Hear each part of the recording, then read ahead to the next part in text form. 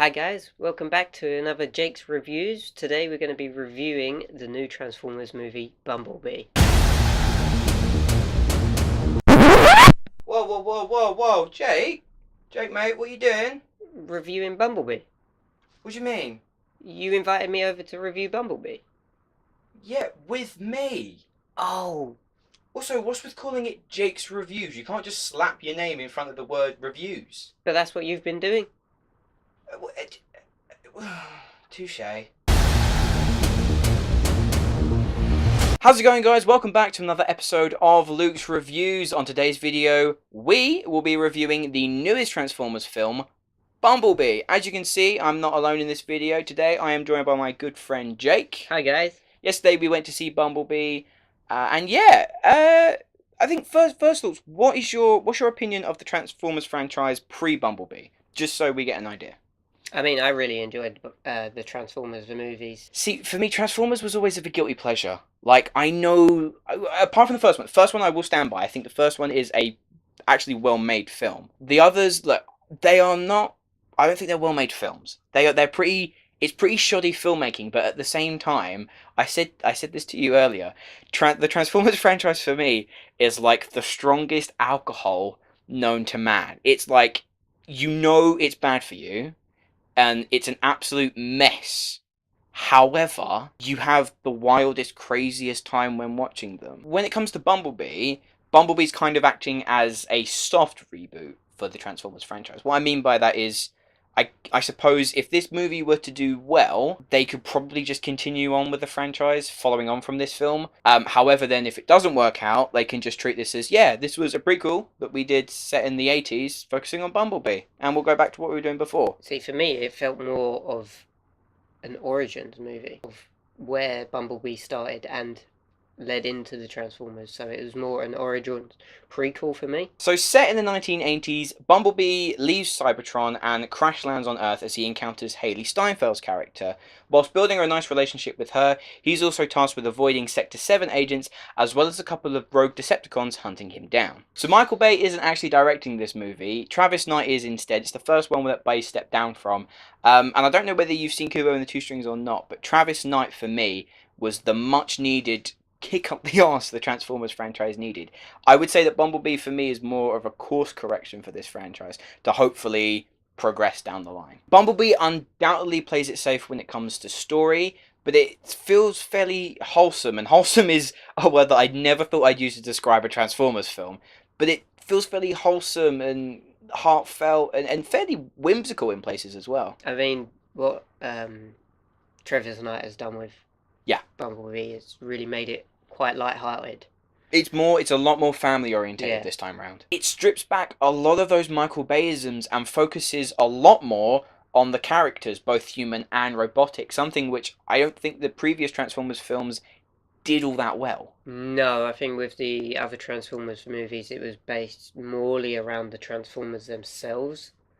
And the humans were kind of just blank. They just had nothing to them. Hailee Steinfeld, for me, continues to be a really charming and captivating on-screen presence. She absolutely carries this movie from start to finish. And if you think about it, she's got to do most of her scenes. If you think about it, take the CGI away, she's basically got to do it with just a guy with a stick. Like, this is Bumblebee, act. So she does really well in this film. You really get attached to her character. There's a lot of emotional depth to her. It was felt very new and needed for the Transformers films. Yeah, I mean, for me, like, I think this is the first time I'm actually seeing her on screen, and it was enjoyable to watch. Her screen presence was pretty phenomenal. She is an absolute star. The relationship between her and Bumblebee, you really see it develop from the moment she first meets Bee as the car, not as the Transformer. She cares for the car. Yeah. And then, obviously, when she notices that, hey, I'm an Autobot, she's like, oh, I'll care for you as well. Yeah. It's the typical, like, boy and his dog storyline, or in this instance, it's a girl and her robot. But it reminded me a lot of films like E.T., The Iron Giant, and I also saw it earlier. It was like Bumblebee's like the updated Lilo and Stitch, which it is. If you break it down, it is kind of like Lilo and Stitch, except robots. So when it comes to the action, we finally get a sense of what is going on. I don't know about you with the Transformers films, and I love when it just gets absolutely chaotic in the other films, but there were at times where it just becomes like an orgy of explosions, and I'd be sitting there in this film, I'd be like, this is cool. I ain't got a clue what's going on, but this is cool. Whereas in Bumblebee, Travis Knight sort of, he restricts it. It's on a lot smaller of a scale, and so you see every punch land. The carnage is big. It's a very action-packed film, but it's done on such a smaller scale, and I think, like I'm going to keep saying in this review, everything that they do in Bumblebee is necessary for this to basically save this franchise. Yeah, I mean, for me, the action comes out of the gate fast from the get-go. Literally from the get-go. Literally. Second into the film, you're straight into the action. He also runs into the sinister Sector 7, and this time it's spearheaded by John Cena!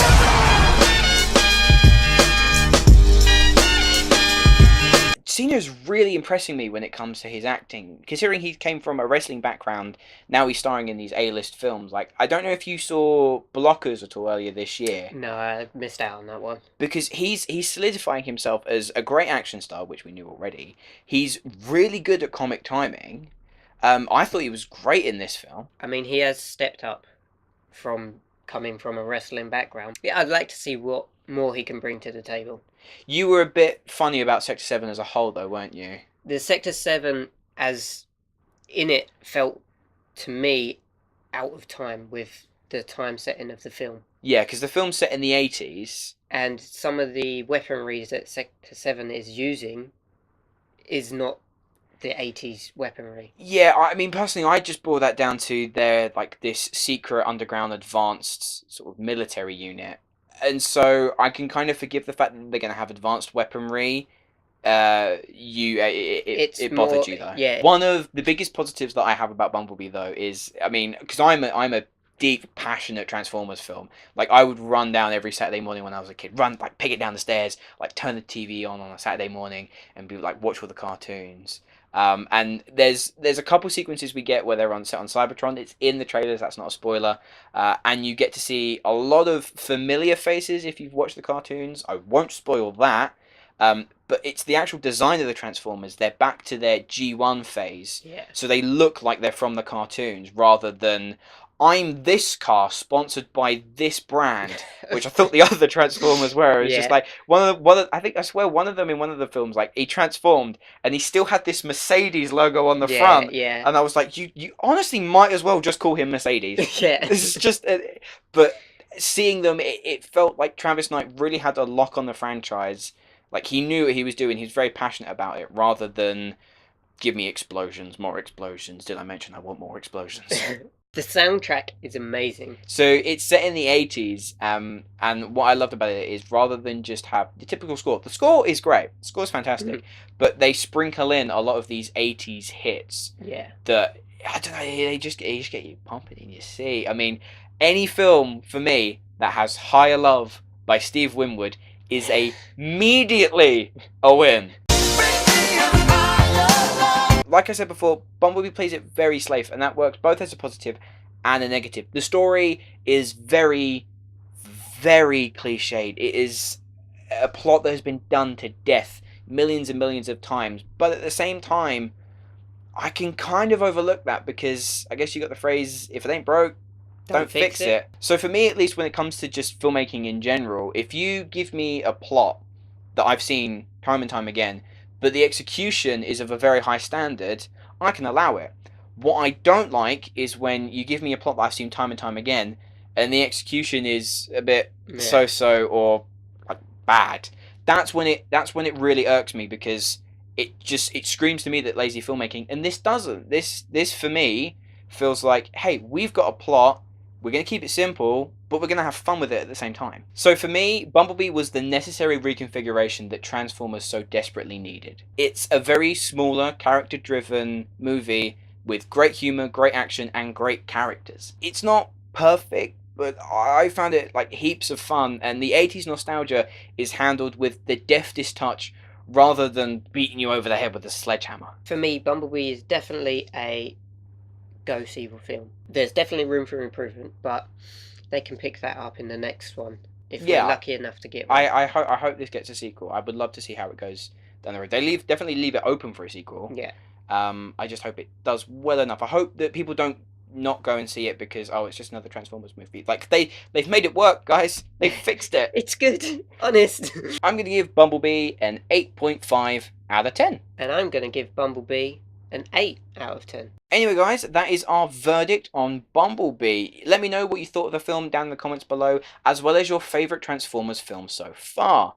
Links to my Facebook and Twitter are in the description, as well as Jake's Twitter. If you have enjoyed this video, please hit that like button and subscribe to my channel. Many thanks for watching, guys, and I will see you in the next video.